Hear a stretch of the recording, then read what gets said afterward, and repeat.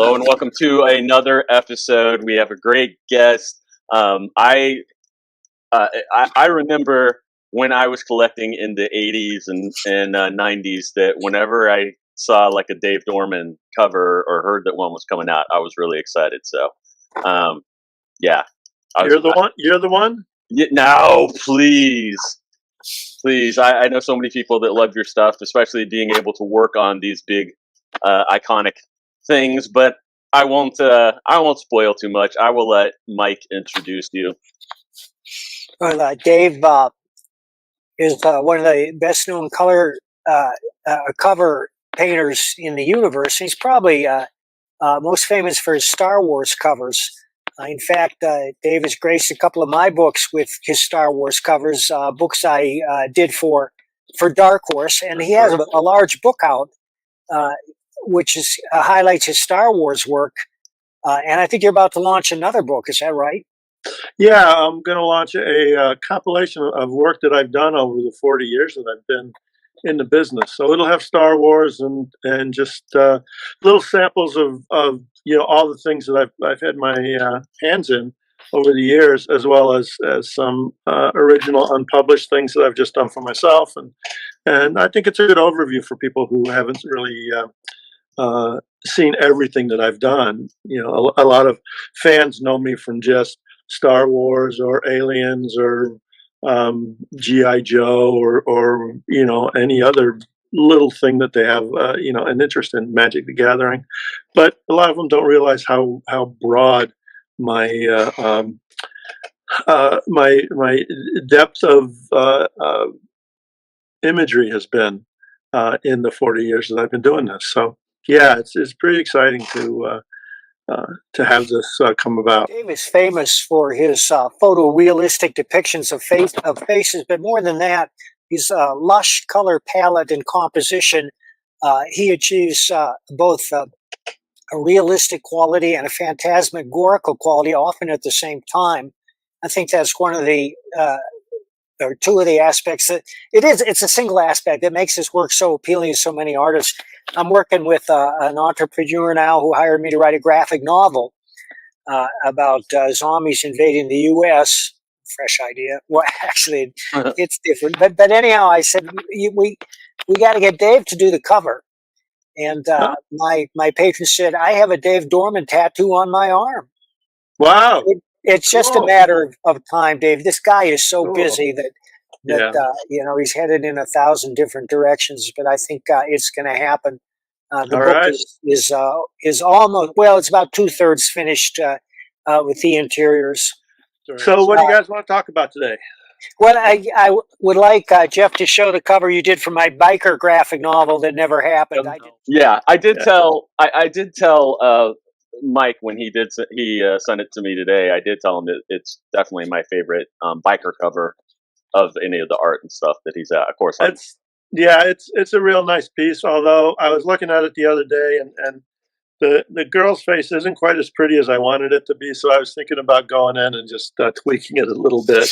And I may do that if we get to the opportunity to actually be using it. I'll tweak it a little bit and make it make her more beautiful. Well, we hope to use it one of these days. There are a couple of possibilities that I'll be investigating with some publishers I know, and also with the Brawley Image Group that manages all my crowdfunded books. I am extremely excited to talk about his Wastelanders. Everything that I've read and seen about it, it's very much up my alley. I love the Wastelands project. Yeah, that was something that I've sort of been. I was gelling on for a lot of years because I wanted to do something for myself. Yeah. Being a comic book fan, but not really, doing comic book artwork. I was painting, and so I felt the urge to create something for myself, my own characters, my own story. And so I sort of appropriated a lot of elements from things that I like, biker movies, Westerns, Arthurian myths, Sergio Leone, imagery, just all of, Mobius's Lieutenant Blueberry Yep. books from France, Inky Belial, science fiction, and just all of these things that influenced me over the years. And so I created this world, The Wasted Lands, and set this graphic novel that I did in 2001, I think. It's called Rail, and it was released by Image. And it was an interesting backstory on working with Image. Suffice to say that I didn't go back to them for any follow up. And the sort of sequel has been sitting in my head now for, what is it, 2024, for 23 years. Did you do the interiors? Yeah, I did all the work. I did the cover painting, and I designed all the characters and designed the world. And then I did all the interiors. I did the pencils. I did the inking. I did. I had someone do the initial lettering for me, but then I went back and I relettered the whole book with better word balloons and better placement. And actually, I changed a few panels within the book to make the story flow a little bit better. So the first version of the book that was published in 2001 is slightly different than the version that is now. That this new version, was published in a book called The Wasted Lands Omnibus. That who was it that published it? Oh God, I'm drawing a blank. Magnetic Press.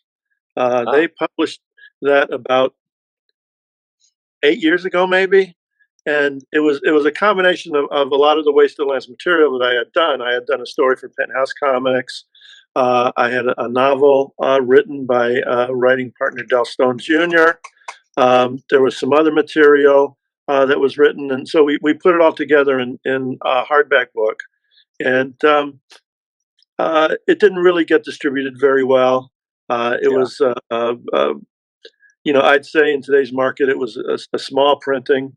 I think it didn't even reach 1,000 copies. But that was one of the first books that Magnetic put out. And since then, they've really gotten a good reputation and really have nice books. Yeah. A lot of them being imported from Europe or from Asia. And so it was nice to work with them, and I've known Mike for a million years before the publishing stuff, and so it was good to work with him. But if this works out, so let me get back. So the Zoop project, which is Oil and Water, that's my compilation that's going to be coming out. We're going to be kickstarting. I shouldn't say the K word. It's going to be crowdfunded. Through Zoop, ZOOP, and there's a link on my on my Facebook. So I've talked with them about doing this first book as a compilation of artwork, and then probably a second book next year, because I've got 40 years of artwork, and this is 124 pages of painting.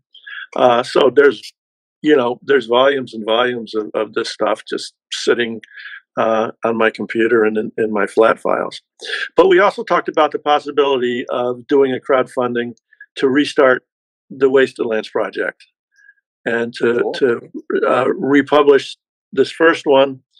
And as I work on the second one, because it's crowdfunded, and Mike will understand it, and I'm sure you will as well. It's time that I have to take off from real work to do my dream work. Wait! I thought you were married to someone who does promotion and stuff. Well, she does, but she can't promote anything that I don't already do. So she has. She got her own clients. Denise stays busy with her own stuff, but she'll come in when I have something ready to go. But right now, it's to do the second book. I need to take the time off to do that work, and so we're looking at probably about 3 months work for a 48-page graphic novel, from blank page to fully colored. That's pretty damn quick, Pages. Were really. you able to use any of the other extra stuff, like the novel you had written for it, Well, or the crowdfunding campaign? possibly. With the crowdfunding campaign, I can use those as add-ons because I have copies of the novel. Del Stone wrote it, and it's called Uninvited. And John Foster actually did the illustrations based on my roughs for that. So it's a beautiful book, and I've got those. So we'll have that as an add-on. I have some other, small print projects from the Wasted Lands that we can have an add-on. But that's all background Yeah. of the characters and additional, secondary storylines and things that web out from Right. the original rail graphic novel. So there is more, and I've had a lot of fans ask about it over the years, and now that I'm semi-retired, um, it's something that I've thought about bringing it back because it's once again my own work, and I have a very vested, excited interest in getting that back out into the public hand. I don't know if you have thought about doing it as or a role playing game based on it, but I know a bunch of people that would be interested. Yeah, that's something that was thought about early on when I was thinking about where I can take this if I do the second graphic novel and third graphic novel, and it develops into a little bit Right. more interest and certainly moving into the gaming field. I mean, I've done Magic the Gathering Right. work, so I'm familiar with the gaming field, and actually one of the origins of the actual physical artwork of this was I was involved with Skybox way back in mid to late '90s, and they produced a game, a computer game called, I want to say, Skybox Across the Universe, maybe. Anyway, so the game was a shared world that me and Brom and Julie Bell and Dave McKean and I'm missing one. So we all did artwork and created our own worlds within this game. And what they did was each of the creators would create whatever they wanted to do. So my world was different than Dave McKean's, which was different than Julie Bell's. Brian Stelfreeze, he was the other one involved in this. And so so when they approached me, I had all these various parts on Wasted Lands, sort of just sitting in different piles in the studio. Right. And so I thought, that would be an interesting way of sort of pulling things all together and giving it some depth. Yeah. And this was obviously prior to the rail graphic novel. And so because it was Skybox, they also did collector's cards Cool. with all of the characters that all of us created. So I think each of us got 15 cards that featured 15 characters from the game. And so mine were all Wasted Lands characters. And at the time, it wasn't called Wasted Lands. It was actually called Projectile World. Some of your viewers want to dig up that, those old cards. Yeah. That was the genesis of Rail and the Wasted Lands project. Wow. Yeah, they're still out there, but the game didn't do very well. It sort of, it was a disc game that you played on the computer, and Right. It certainly wasn't the technology that it is today. But it was fun to work on. There's all friends of mine who were involved in this, and it was a real interesting project. But it's one of those things that's in the dark, faded parts of what I've been involved with over the years. But like I say, it was the genesis of what turned into Wasted Lands. A good portion of the artists that we have talked to has went their whole time through the Joe Kubert School, but you were a dropout. So Yeah, if you want to call it a dropout, I'm teasing. No. I've called myself a dropout many a time. But really, what happened was, I went there the second year of the school, and I really wanted to draw comics because Yeah. that's where my love of art came from. And I had started to paint about a year or two before I got to the Kubert School. So I was still teaching myself how to paint, and I was at the school. And at the time, the school was only teaching black and white comic book and black and white illustration. Uh, So it was very focused. It's not like it is now, where Right. there's a wide variety of subject matter that they're teaching at the school. Back Right. then, it was strictly comic book style storytelling, and like advertising illustration, Right. which was still valid back in those days. Nowadays, it's dead. Yeah. Yeah. But yeah, so I was in the second year. I was in with Ron Randall and Jen Dursma and Tom Mandrake and a whole bunch of other folks, and Steve Bissett, Rick Veach, and Tom Yates. They were in the class ahead of me, so I was in just Wow. a really good place with very talented people, whom I hate to call students, but I mean a lot of them were already doing professional work at the time that they were in the school. So I interviewed with Joe to get into the school, and my portfolio was uh, filled with both black and white illustration and with my paintings. And so he knew that I had an interest in painting, and that's something that he and I talked about over the course of the year, because some of the schoolwork involved color work and color painting, even though they were teaching, black and white illustration. So at the end of the first year, um, Joe called me into his office, and we talked for about an hour, maybe longer, about what the school had to offer, and what I was looking for, and what Joe thought of what I was doing, and we came to a consensus. And Joe said, uh, you know, uh, "You're doing really well, but you obviously want to paint." And I said, "Yeah, I do. I found it a great joy in creating," and that was one of the things I was finding, that I was happier creating single imagery in the black and whites. And when it came to telling a story in 6 panels per page, for 24 pages, I was putting all the work in one panel, and then all the work in one other panel, and all the work in another panel. And that was obviously showing. So he knew that my concentration was really in single pieces. And so he said, the school really has nothing more to offer you because there is no color work. He said, "You can stay if you want, but he said, I think you would be better on your own, or finding a curriculum that will expand the direction that you want to go."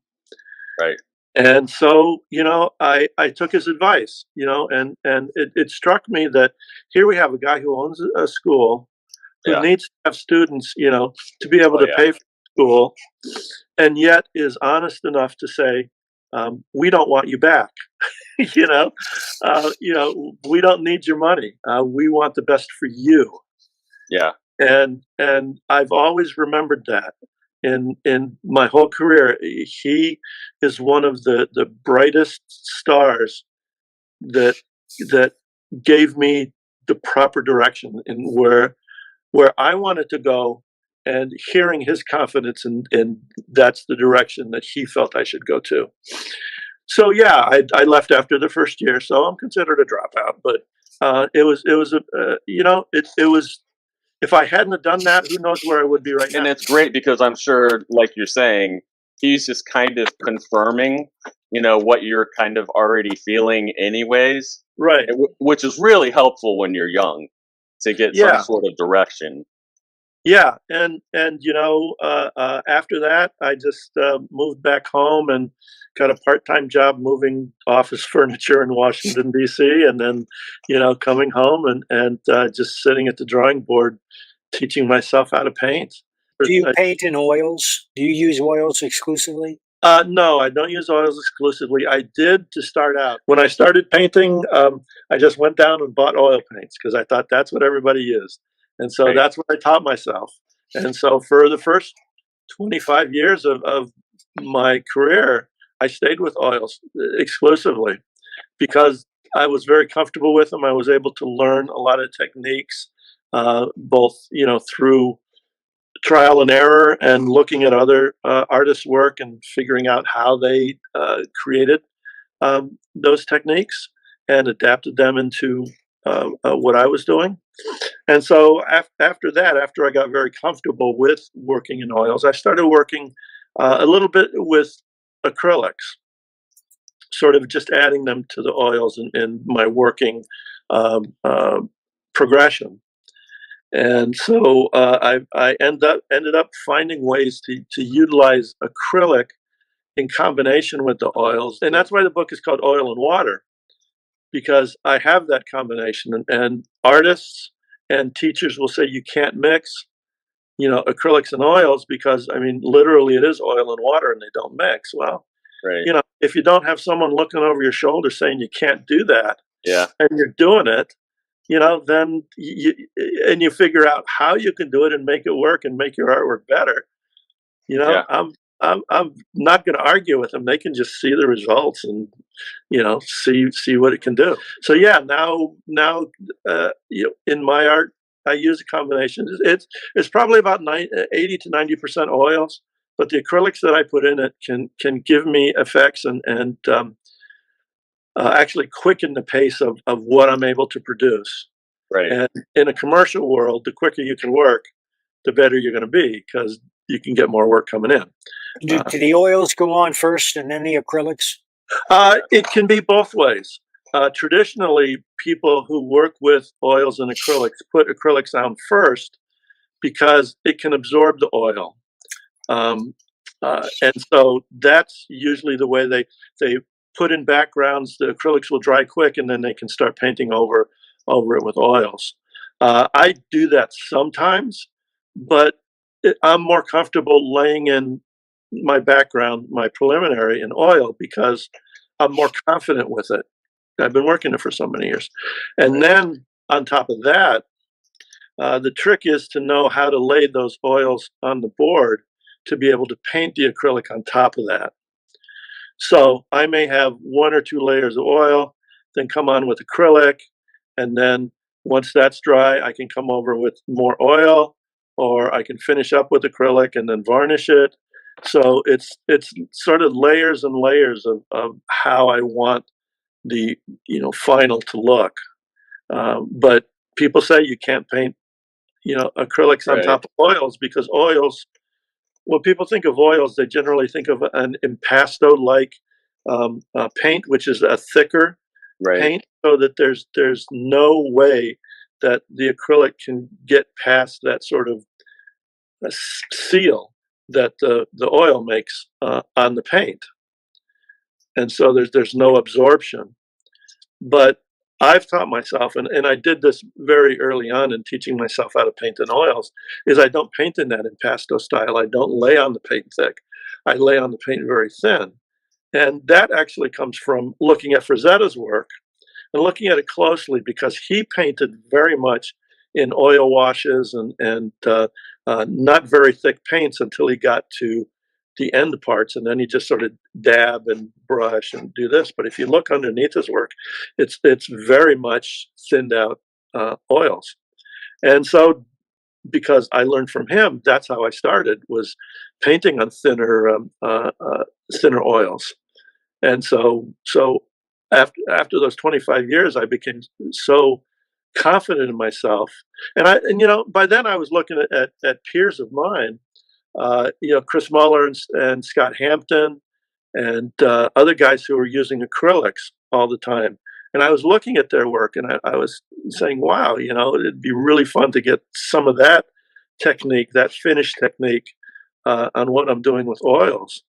And so I just started, like with the oils, I just pulled out my acrylic paints and I just started playing with it and putting it together. And because, as I said earlier, there's no one looking over my shoulder saying that's not how you do it. I did it, and I'm very comfortable with it. But to try to describe it is very hard because most artists don't think that way. Yeah. They're taught a certain way, or they've experienced the way that they paint. And so I just say, get out the paints and do it. See how it works for you. Do you work on more than one project at a time? I don't really. Sometimes I'll do sketches of various projects as they come in. But once I start painting, that's it. That's all that's on my board until it's finished. And then I'll move on to whatever's next. I've never been able to sort of split my attention in doing like a background on one and then putting it aside and then doing some on another and putting that aside and then coming back. And I can't keep my mental eye focused on more than one, because then it just gets confusing on what I want here as opposed to what I want to do over here. But along with that, I learned very early on that as a commercial artist, I knew a lot of artists did that 2 or 3 pieces at once so that they could keep the pieces moving through. So I consciously made an effort to figure out how I can paint in oils, because oils take a little bit longer to dry, obviously. How I can paint in oils and make it dry very quickly so I can turn over an oil painting just as quick as anyone doing an acrylic painting. So it took a while to figure that out, but I figured it out by using a combination of liquid additives to the paint and then figuring out how to dry the paint very quickly. And so, how do you do it? How do you dry the paint quickly? So I use a medium called Liquin with an N at the end. And it's a thinning liquid, but it also has a dryer in it. So when you mix it with the paint, it'll thin it out a little bit, which is good for me because I paint very thin. And then it'll dry it quicker in a day or two rather than waiting 3 or 4 days for it to dry.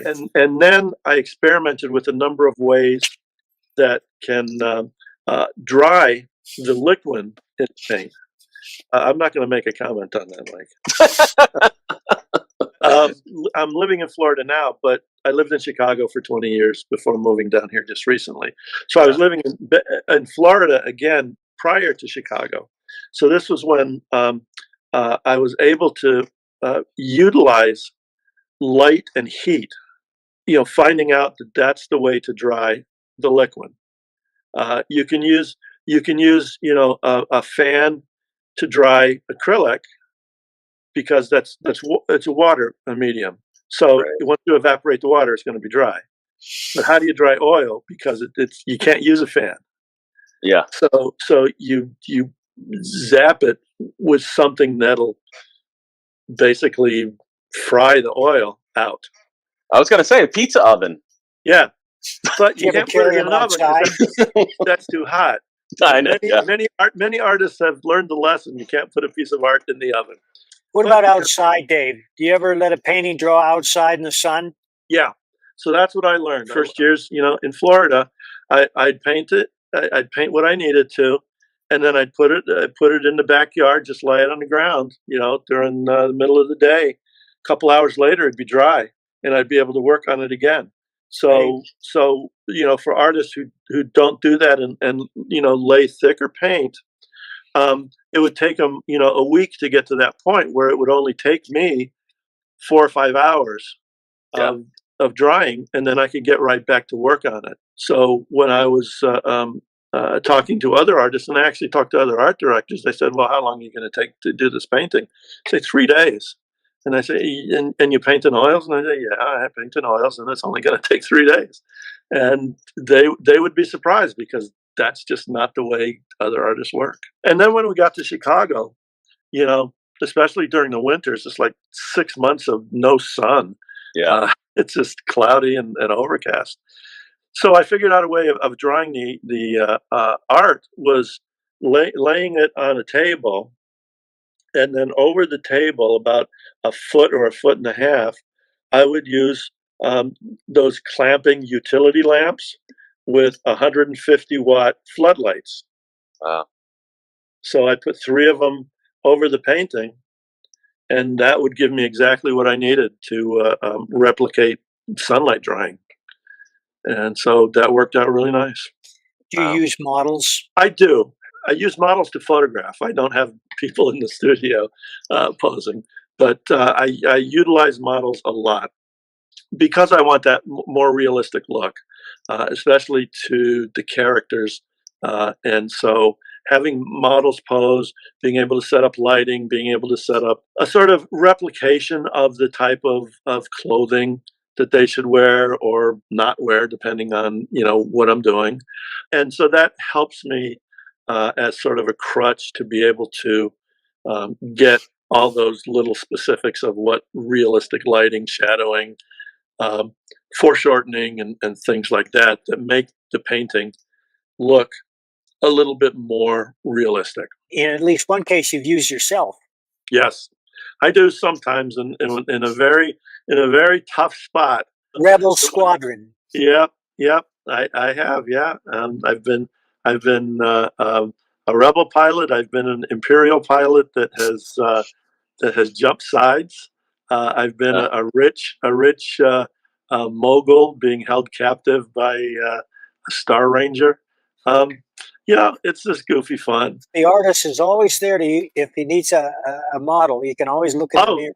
Yeah, I use my hands if I need a specific Sure, way of holding sure. a knife or a sword or something. I'll stand in front of the mirror and I'll take pictures and it's nice to have my son growing up. He's 20 now, but he was some of the kids and some of the early paintings that I did, and now he's been Conan the Barbarian. He's been Nice. stormtroopers. He's been all sorts of things now that he's an adult. So that's pretty cool. Is there anything else as far as the way like that you taught yourself when you were teaching yourself to paint with studying like Frazetta and other people? It was just looking at other people's art and not just looking. I guess I'm sure a lot of artists do this, but you look beyond what the image is to how the paint is laid on, because that's really the trick. I mean, that's what I needed to learn was how he got a look in the paint. Because if you look at his artwork, you do see thin spots and thick spots. With Frazetta, I mean, obviously Frazetta being the most influential artist for me in my developing career. Over the years, I've had other artists influence me through style and through technique, but he was the one that really taught me to paint. I mean, if someone asked me, who taught you to paint, I say Frazetta taught me to paint because he was the one I looked at almost exclusively for years, seeing how he got a watercolor style technique in the oil, how the drawing was done underneath, and then he laid on a wash and then came on with a little bit thicker opaque paint and highlighted it. And Boris Vallejo, he was doing more traditional style painting because that's the way he was taught. He was taught with an painting and then building on top of that and building on top of that to the finish. And then Michael Whalen was the same way, although he painted with acrylics. It was pretty much the same technique. He would start with an underpainting and very traditional way of painting. So that really, I think, gave me an interesting look to start with because I was breaking the traditional technique of painting. And it's something that I think Bill Sienkiewicz did early in his career too, was, he used more illustration and illustrators as his influence. So those illustrators in the 60s and early 70s gave him that really sort of heavy illustration look. And, working in Neil Adams' studio, gave him those chops to do comic work. Right. And where he went more into an illustrative way of painting, I stayed more in a traditional with, the odd way of having taught myself. So, I mean, there's a clear distinction of styles. I mean, I talked to Bill back in, God, it was, it would have been the Kubert days. So it was like 76 or 77. And we talked about, painting and about art and stuff. And yeah, he developed in a completely different direction. But it's still really fun to see what he does. Did you experiment with any other kinds of art, whether it's other kinds of painting or materials like encaustic or watercolor or? No, no. Yeah. I was just really focused on the oils, and Yeah. it might have been it might have been a mistake not experimenting with other things until 25 years into my career. Yeah. But I don't think so. I think I got to where I did quickly because I wasn't experimenting Right. with these other things, gouache and watercolor and things like that. So Right. my head wasn't in trying to figure out how this works, over to the side while I was doing Right. this. I wanted to stay focused on what I could do and get comfortable and be the best at what I could do with that. Yeah. And like I say, I got to a point where I was very comfortable and things were going well and my career was going well that I thought I could take the time and play with acrylics a little bit. I did use gouache a little bit at the Kubert School and found that I didn't like it then, but that was 40 years ago. I've never tried it since. So, I might try it. Oh no. Deleted. Yeah. There he is. He's so rude. Yeah. It's probably this backwoods Florida. Speaking of Rude, do you know that Steve Rude does weekly painting tutorials on YouTube? No, really? Oh, okay. I'm gonna have to look at that. No, I've seen his paintings. I've seen him posted on Facebook and some of the other sites, but I didn't know he did it live. Yeah, I'll have to take a look. It sounds like you really, especially as an artist, like what you were looking for in your head. If you figured out the way of doing that, there's no reason to keep experimenting and trying other things. So, Yeah, I think that was one of the benefits of getting out of school as well. Is yeah. I wasn't distracted by how teachers wanted to teach me. I Yeah. knew exactly what I wanted to do. I mean, I was always fascinated with paperback book covers from the 60s and early 70s. Yeah. James Bama and, oh God, I'm going to draw a blank on everybody else, but, Doc Savage, that was the big thing. And Frazetta was at the same time. And I was just really fascinated with that. And I loved movie posters. Back then, every movie poster was painted. Yeah. There's some beautiful stuff. People love And, those. yeah, and I was yeah. a big moviegoer.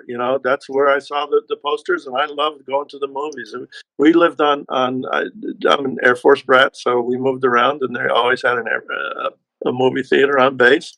And Yeah. usually they changed the movie like 5 times a week. So, Wow. I'd go to the movies all the time, just seeing all sorts of crazy stuff. And, I love movies to this day. But Me too. movie posters was always a big excitement for me to go to the theater and see a new art poster. And you don't get those nowadays. Well, they do publish some. The books are out there, but you're right. There are not that many new books showing movie illustrations because most of them are photographic collages, or else they're created by AI. Now they are, yeah. I mean, Drew Struzan, one of the biggest movie movie poster illustrators in the business, he left because the companies were hiring him to do sketch roughs, and then they were giving those roughs to guys in the computer room who were making Photoshop posters. And he said, "Yeah, he's not doing that," and I don't blame him one bit. No, you got to fight AI. Everybody's got to fight AI. Yeah. For the movie theaters that are on the bases, I actually saw when I lived in New Hampshire, there was a movie theater that was built into one of those round a Quonset hut. Yeah, that was like from Gomer Pyle or something. Yeah. I actually saw Dark Crystal in in a thing like that, which was kind of a wild experience. There's a couple of bases that I was at. They would have an auditorium, but they sort of just ran the movies in the auditorium. There was a big stage, and then the movie screen, and then they had a 35 millimeter projector up in the balcony, and it just became a regular thing. Now, when I was on Hickam Air Force Base in Hawaii, we lived about 3 blocks from the auditorium theater, but we were about 8 blocks from an outdoor sit-down theater, which was very cool. It was just like a theater, but with no roof. You know, the big screen and the seats, you know, bolted to the concrete, and they would show the movies. So that was pretty cool. But yeah, I think that down here, Hurlburt Air Force Base had a Quonset hut theater that I went to a couple of times. Look for odd theaters to see things. Yeah, very true. Very true. We got a bizarre theater here in town. Oh man, I can't even think of the name. But anyhow, I saw the bike riders there, which I recommend. But you go in and it's like this hippie maze where you go through all these different tunnels and rooms to get to the theater, and they're all decorated with murals and graffiti and stuff. Yeah, there have been some cool old theaters that I've been to. Chicago had a lot of really nice old theaters downtown. Yeah, but you know, that was always a trip to get into town and get to the theater. But those are real nice. You know, as a kid, I was 17 when I saw Star Wars in the theater in Washington D.C. at the Uptown Theater. I drove an hour and a half from where I was to go see it. Wow! The first day, stand in line, and you know, it excited me. I did a lot of Star Wars artwork for myself in those days. Oh wow! Because I loved it. I did some paintings and stuff. I'm surprised some of those early paintings that I sold at conventions for $25 haven't shown up in the collector's market. But yeah, you know, I'd never in a million years would have guessed, you know, having done, you know, all that fan artwork in 78 and 79 that I would be doing, you know, Star Wars, and basically making my career out of doing Star Wars in 1989 and 1990. And I'm very fortunate to be at the right place at the right time, and to have developed my talent, you know, professionally enough that they, you know, Lucasfilm said, yeah, that's the artist that we want to have do these books. I bow to the God of Lucas for that would be George Lucas. That would be George Lucas. Yeah, and you know, he personally owns quite a few of the paintings that I've done for them. So that makes me feel gratified that I chose to pursue this artwork, this illustration, and I've loved it ever since. 40 years in the business now, and I'm still enjoying doing Star Wars and you know, Indiana Jones and Aliens and Predator and all this stuff. It's not often someone will be in the same business and get to retirement age and still not want to leave the business. Right. It's exciting to be able to get back to Wasted Lands again, like I said, and do some other stuff, because I've done artwork over my career that nobody has seen. It's just stuff that I've done for myself and you know, have hanging in the studio, and the oil and water book is going to be a good expression of some of those paintings into the world, that people say, oh, well, that's an interesting choice of subject matter for Dave to paint. You know, well, it's all photorealistic stuff. It's, you know, it's railroad engines and cars and you know, sexy ladies and you know, stuff that there's no market for, you know, in this field. But you know, it's stuff that I enjoy doing. It's a lot of it's a challenge, because I want to push myself to be able to create textures and things that I haven't yet. In the 40 years that I've been doing this, there's still a lot that I'm going to learn. And most of that information and everything is going to be on Zoop, right? Yeah, Zoop. If you go to zoop.com, ZOOP.com, they'll have a whole listing. It's add-ons. There's stretch goals. There's chances to purchase original art. Both, you know, new pieces that I do specifically as commissions, or pieces that are in the book themselves. So you can own a piece of the art that was in the book, and some other little things. So it'll be fun. My first time doing it, and we'll see where it goes. Is there anywhere you'd like anybody to follow you on social media or Uh, anything? yeah, social media. Facebook is Dave Dorman Artist. Um, uh, Instagram is the same. I don't have a lot of social media.